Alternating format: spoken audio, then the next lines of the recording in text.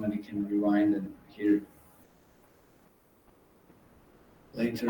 Okay, so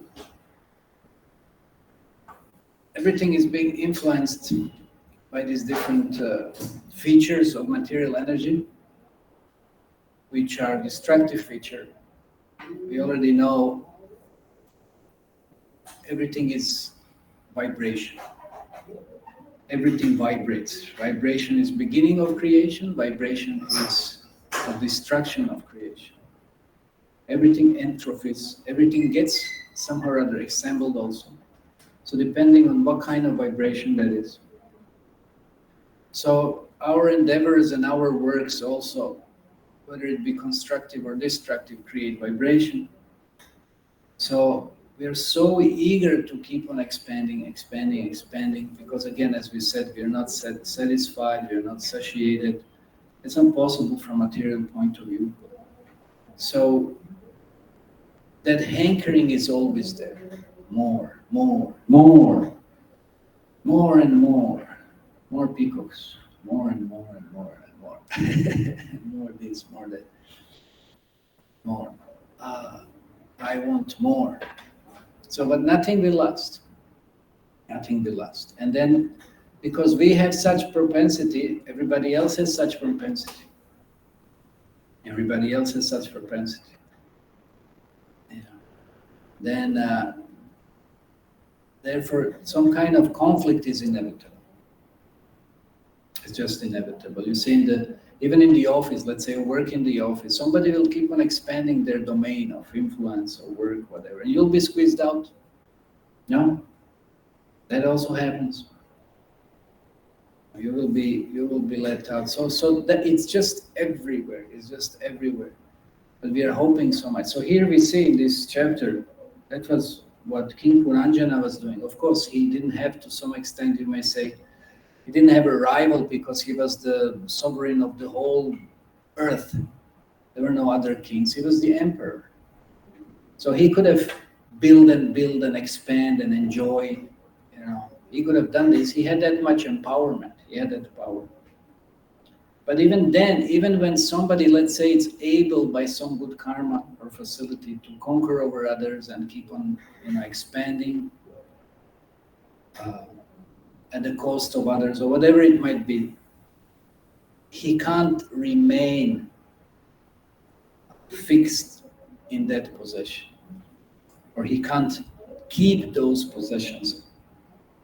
He can't claim those possessions. I remember once we were discussing in the 12th chapter, 12th canto, I don't know, I forget which chapter, but this is 12th canto of Srimad Bhagavatam. There is a description of so many kings. And it is said how Mother Bhumi is laughing at all these kings. Because all these kings think that they possess certain land, certain features of it. They're all thinking, yes, I'm the king. And they come and go just like that. Just like that. Where are the previous rulers? Where are the previous prime ministers? Where are the previous this one or that one? Where are they? Who even remembers any of those? How many presidents have to come and go? 150, 200, 300. And who will, sometimes it was, I think, sometimes you have to memorize some of them. I don't know, is that there? Did you have that here in India? I don't know, you have to memorize some of them. I mean, for how many can you memorize? How many are there? Of course, now you didn't have, if you count from independence, that's not too many. I mean, 4 years president change. You get a new one, 5 years, whatever. Even that becomes a difficulty now. Already almost very soon, some 80 years will pass, 100, whatever will come, how many can you remember? What it means? It means nothing. President, Prime Minister, what does it matter? What it means, that's such a short period of time, in say 100 years, so many have come and gone, claiming this is mine, I possess this, It's really a joke. No wonder Mother Bhumi is laughing in those foolish conditioned souls. Mother Bhumi is just laughing. She's always there.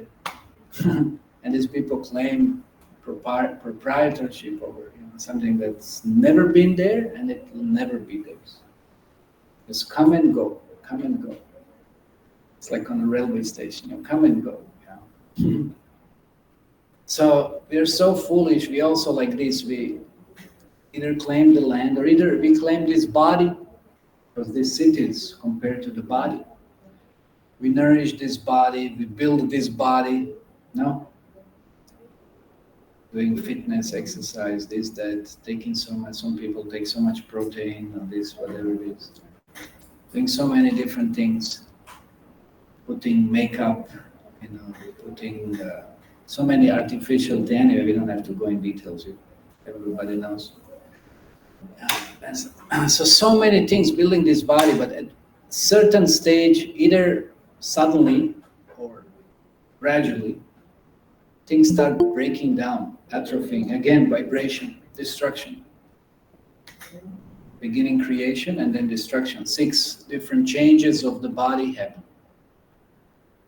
And we have absolutely no control over it. We have no control over it.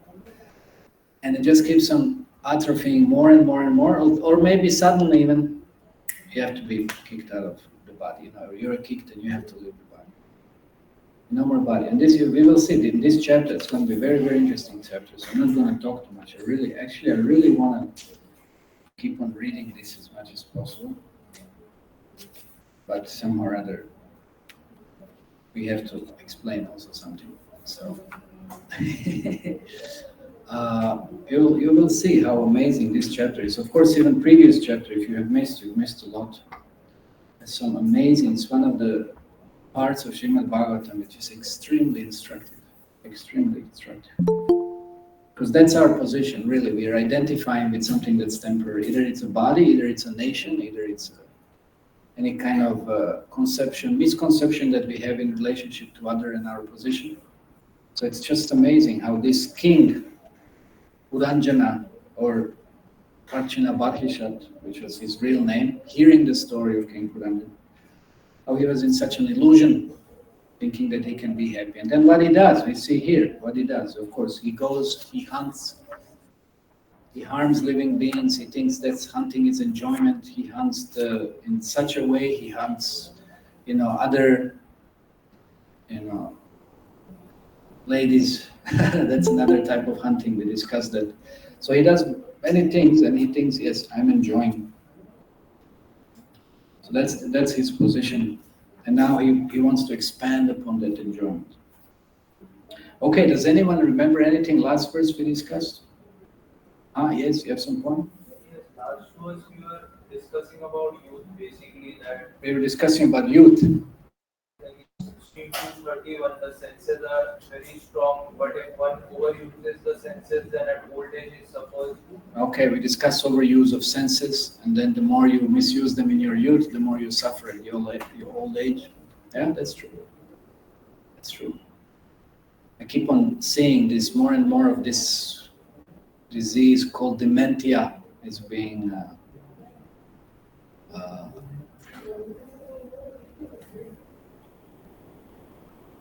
propagated, or how do you say it? It's present within the news. So many old people who were famous, they get this. It's kind of our senility, lack of remembrance. It's heavy. It's heavy because we lose vital energy, which feeds the brain in the youth. Yeah. Anyway, okay. So. Yes, last time we discussed about King Puranjana enjoying sex with his wife, and a lot of time expired in that kind of enjoyment. And yeah, we were talking about how the animals follow the certain urges and course of natural process, but humans are unrestricted. So anyway, we talked about it last time. I won't repeat. Definitely unrestricted, in this kind of indulgence So let's read today's verse. Let's see. Let's go ahead. Tasyam ajjanayat putran purnam yam puranjanaha shatani ekadasha virat ayusho ardham adha tyagat. Okay, what is it? Translation and prepared by His Divine Graces Bhaktivedanta Swami Srila Prabhupada. The great sage Narada then addressed King Parjana Bharishat, O one whose lifespan is great, Virat. In this way, King Puranjana begot 1,100 sons. 1,100 sons within the womb of his wife, Puranjani. However, in this business, he passed half of his lifespan. So life was gone, just in sexual enjoyment, you see, so-called enjoyment, whatever. Half of his life is finished. That reminds me of another verse in the Srimad Bhagavatam. It says how the time takes away our life. You know, I don't know how many years, 50 years you spend, let's say half of your life you spend sleeping, something like this. Then the youth you spend completely ignorant, 20 of your years, 15, 20 of your years are gone. Old age you spend lamenting and suffering diseases and so many other things. And just like considering all of those and then some other activities, you know, that we do, how much is really left? How much time is really left? Hardly any. You're so busy with so many things, time just eats everything away. So then what is your life? What is your life? Being so involved in so many things, you know, which are really not so constructive. So how much time is left? And then if you don't use this human form of life for spiritual practice, then definitely you won't gain it again in your next existence. Or what to speak of if we don't use it and then we waste it and we don't improve our position, meaning that we achieve spiritual body. We don't achieve spiritual body, that's more important. So we should be very, very cautious. What are we doing? What are we doing? Are we building empires, as we said in the beginning, on the material plane? We try to construct so many different things that we think it will give us happiness materially. We're wasting so much time. And that time you cannot buy with anything. You cannot get it back. Like Srila Prabhupada gives an example. Okay, what is it today? Today is 26th March 2004, 8:34. You know, will ever that time be available again? No, it's gone. It's finished. It's finished. Can't do anything about it. It's gone. That's it. Never repeat again. So that is the position, especially of someone who gets bewildered thinking of certain kind of enjoyment, especially sex enjoyment. So in the purport, Srila Prabhupada says, in this verse there are several significant words. The first of which are Ekadasha Shatani. Ranjana had begot 1,100 sons within the womb of his wife, and thus passed away half of his life. Actually, every man follows a similar process.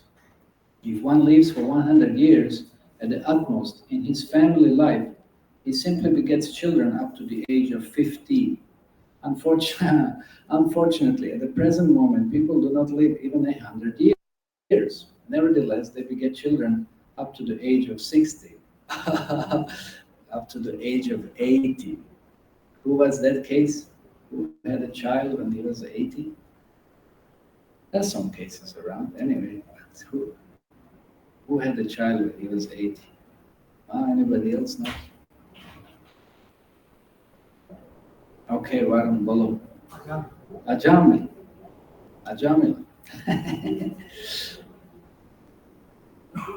Another point is that formerly people used to beget 100 or 200 sons and daughters, as it will be evident from the next verse.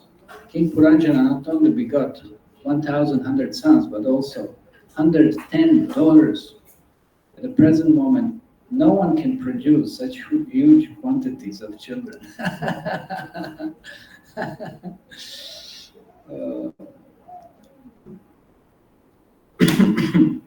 Instead, mankind is very busy checking the increase of population by contraceptive methods.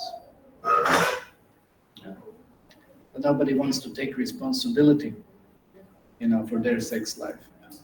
They'll just try to enjoy the sex life, but then nobody is ready to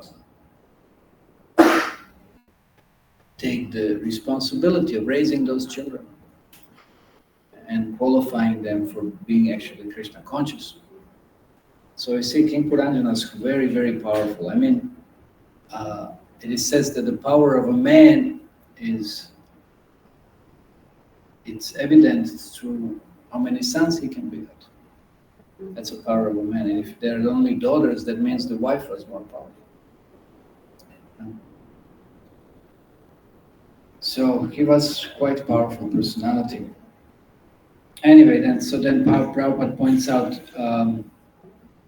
main point is that, yes, the lifespan of, say, 20 to 50 years, that's the most powerful time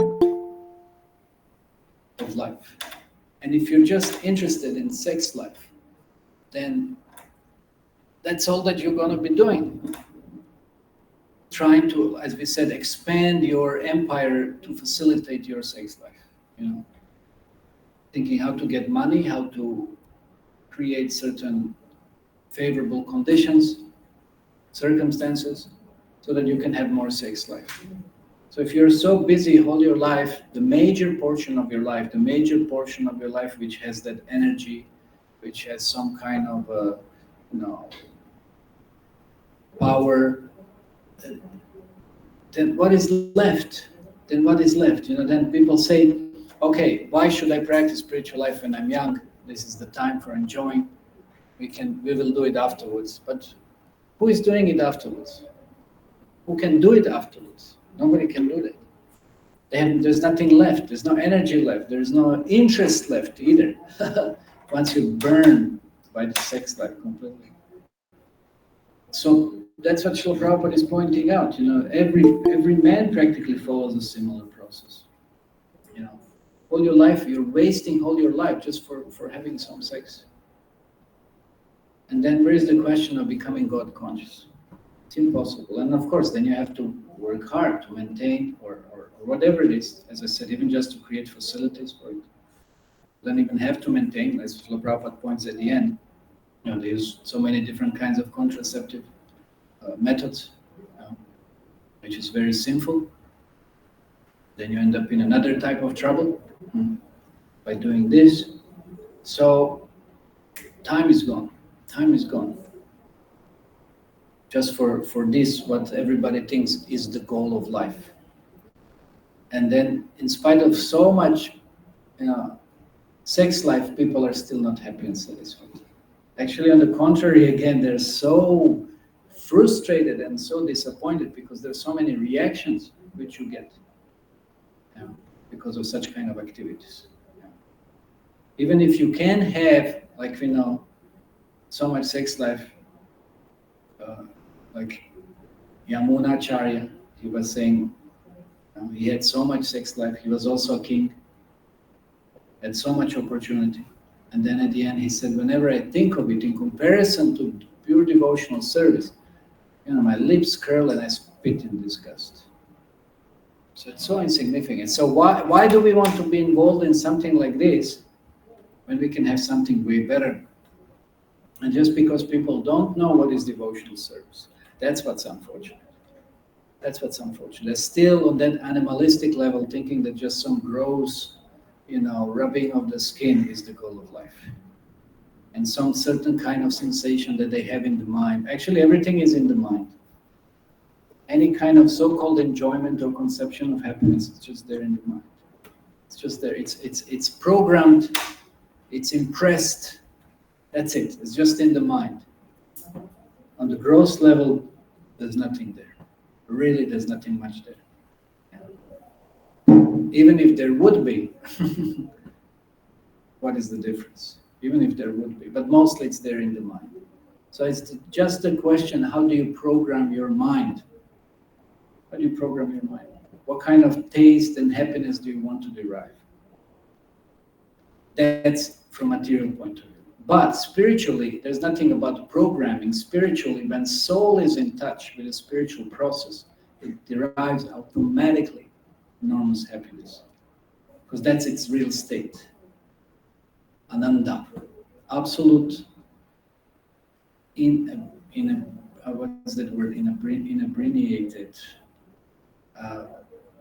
undisturbed, unmixed state, ever-increasing state of happiness. Ananda. That's the natural state of the soul. So there's nothing in the material world that can compare to. Absolutely nothing. As we said in the beginning, everything crumbles, everything breaks away, everything is prone to influence of time, tide, rust. No, that's what we were discussing. So no matter what we try, it will never last. So life is gone, and you get distracted. You think, yes, that's the goal of life. I mean, what every boy and girl are doing in this, at this period of their life, even later. Let's say you're in some 20s, mid-20s, early mid-20s, maybe late 20s, mostly, whatever. What everybody's looking for. How to get money to do what? To have some sex life. That's all. That's all. Everybody thinks this is the goal of life. I think that's the goal of life. And then you just ask people, okay, are you happy? No, I'm not happy. Then I'm looking for someone else. Can you share some stories?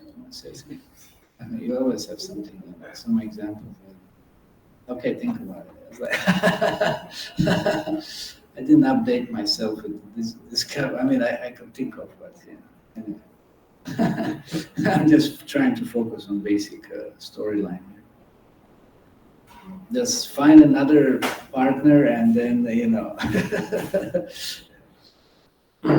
So anyway, I've seen some news, but then I forget. It's so ridiculous. I don't want to keep it in my mind.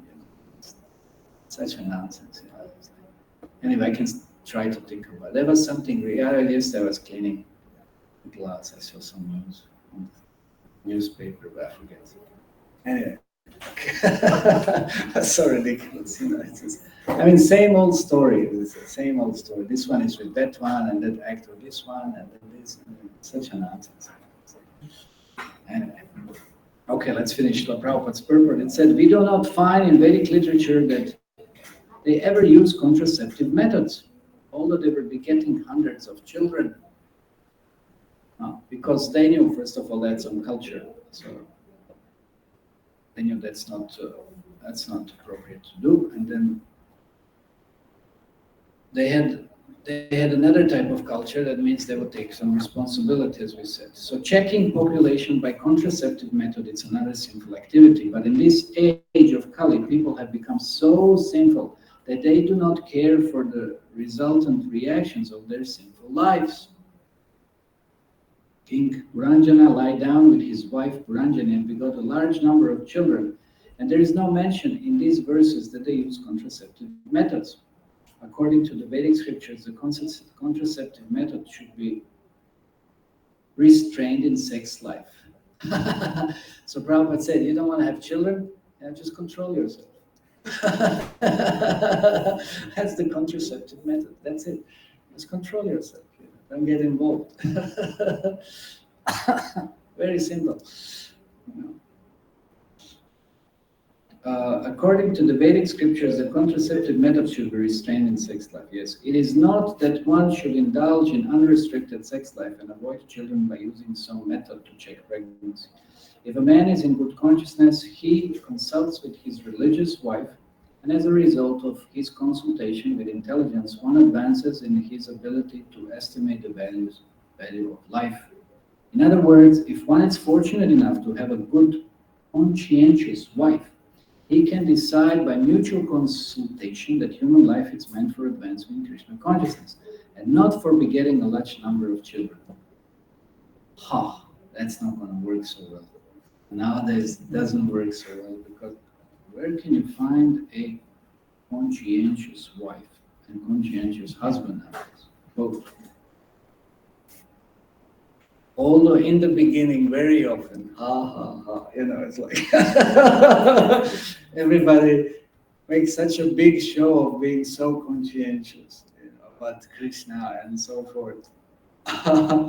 But once both are trapped, the other type of nature, or actually the real nature, becomes completely evident.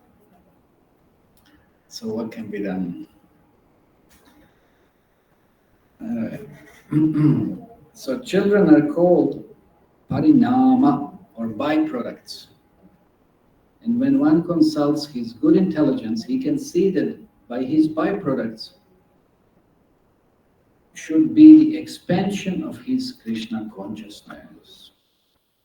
That's when parents engage their children in so many spiritual activities and try to guide them, teach them properly. That's not easy. You find some parent, how to make a child being Krishna conscious is not easy. It's an enormous effort. It's enormous effort. May look easy, it's absolutely not easy. And we see, especially nowadays, when the kids are also in the school or wherever mix with other kids, we just give them mobile. Like nowadays, it's so easy. Any little, I see so many little kids, just mother gives mobile. Okay, you do play with mobile. Hellish. That they ruin their kids' mind and consciousness practically for whole life by giving them mobile phone. Absolutely destructive. They'll never have peaceful and controlled mind. Impossible. And then you see what havoc they wreak in your life. Hellish, hellish. And so foolish people are, that they don't understand what they're doing. They think, yes, that's an easy entertainment for the kids to keep them quiet and peaceful. Yeah, then you see later on what will happen. You see later on how uncontrollable, unstable, dysfunctional these children will become. Why? Because you didn't give them Krishna consciousness. Because you didn't give them anything natural. Even they just live outside on the nature, they just play, or they'll figure out so many different things. They'll become so constructive, they'll become so intelligent actually. But you give them mobile phone, and that's the best way to destroy their intelligence and ruin their mind. That's the best way. Nothing constructive, nothing progressive. So this is the essence of this verse. Srila Prabhupada points out, yes, King Puranjana was very active, had so many sons, he had so many daughters, but he took responsibility for that. Okay, any questions on this subject? Yeah. How many in the world, probably of all the people in the world, how many would be Krishna conscious and how many would be the other way? How many would be Krishna conscious? 211, 40, it's like...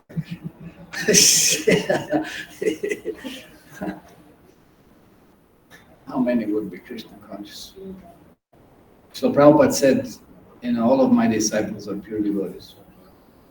That's what Prabhupada replies. So anybody who takes to Krishna consciousness is almost practically pure devotee or Krishna conscious.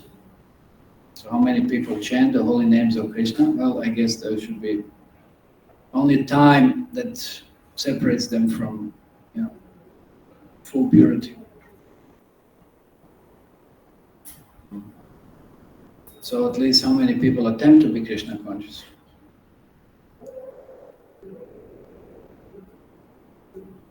Okay. Anything else? A little more on the subject? Yes. You said that it is all about programming your mind, how you grow. But sometimes some things that which we know that it is wrong, but tendency goes there. Our tendency goes to something that's wrong. We know it's wrong. We know this thing we shouldn't do, but okay, we shouldn't do, but tendency is there. The impulse is there. Conditioning is there. Yeah. So well, that's why we have to strengthen our intelligence. Last Saturday we were discussing about that. No? There's so many distractions, but if we strengthen our intelligence, we keep on hearing Srimad Bhagavatam. We keep on hearing such kind of discussions which point out to what are all these different distractions and what are the side effects, horrifying side effects of such kind of distractions. Then even if the impulse comes, an urge comes, and whatever might come, then we will still have our intelligence sufficiently strong enough to control that mind and engage him in some positive types of work, Krishna conscious types of work. So by strong intelligence, one can control his urges and conditionings.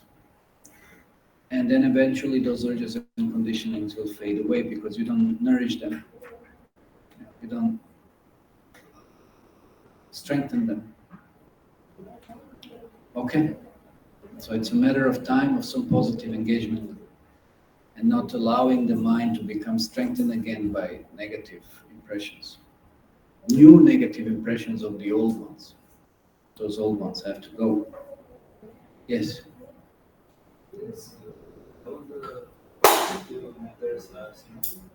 How contraceptive methods are sinful?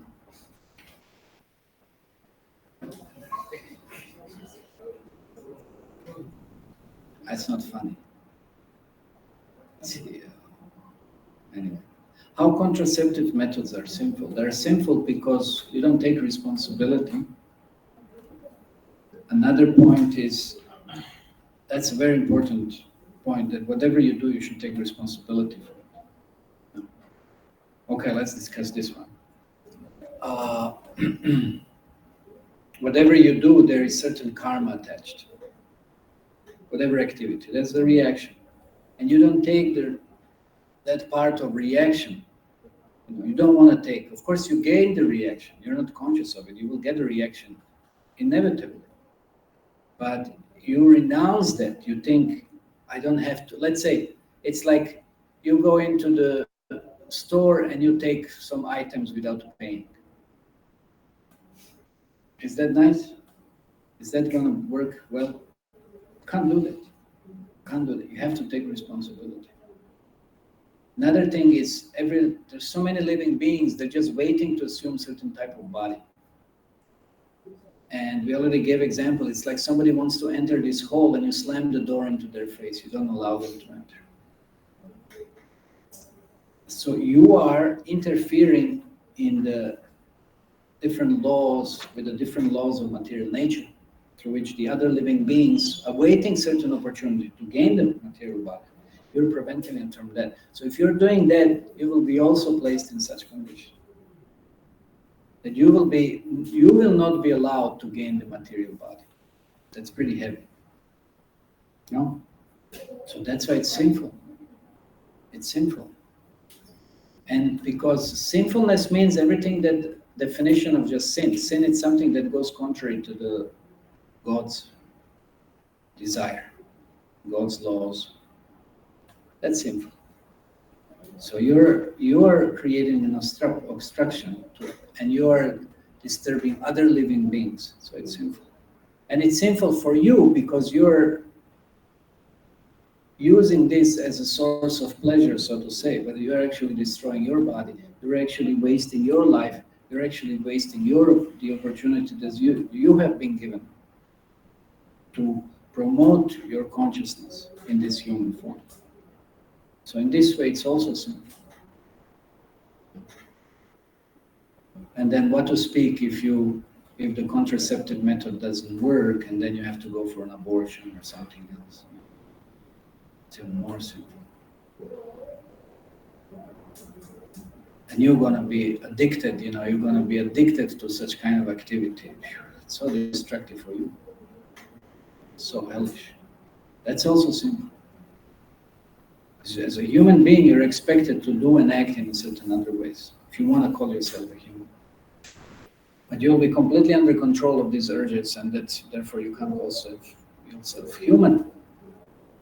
You don't have mind and senses under control. It's not a human being. Even some animals are more controlled. So it's simple. Simply wasting and ruining your life, and you're affecting lives of others. And what to speak, jumping, from one wife to another, disturbing, some other, disturbing the whole society by mixing with someone else's wife and this and that, and so, it's like all these things going on. It's all simple, very simple. Okay. Yes. I hope it's on the subject. Certainly. Is there a possibility to stay away from others' impulses and still get the work done? Can you repeat that? Is it possible to get the work done despite... Which work done? Any, because everybody is impulsive. Okay. And still, we try to communicate in a very things don't happen. Yeah, people are concentrating. Okay. So that depends on the circumstances one is. How to get things done. That's why it's better to some or other live in a community where there is some culture. If you live in a world without a culture, then definitely you'll also become, or forced to become, uncultured. Not the best thing. It will affect our consciousness. That's why Srila Prabhupada urged everyone, better to live in some farm, village, have some land, living a very simple life. Better to live in this hellish city, and then, being cheated and cheat others. So what's the choice? Because that, living in such an environment will very heavily affect our consciousness. It'll be more difficult to be Krishna conscious. So what to do? There's not much choice. Okay, we'll stop here. Time's up, and we have some special Mahaprashadam today, which Rahul will take care of. Hare Krishna. Jai Srila Prabhupada ki jai, Srimad Bhagavatam ki jai, Premanande.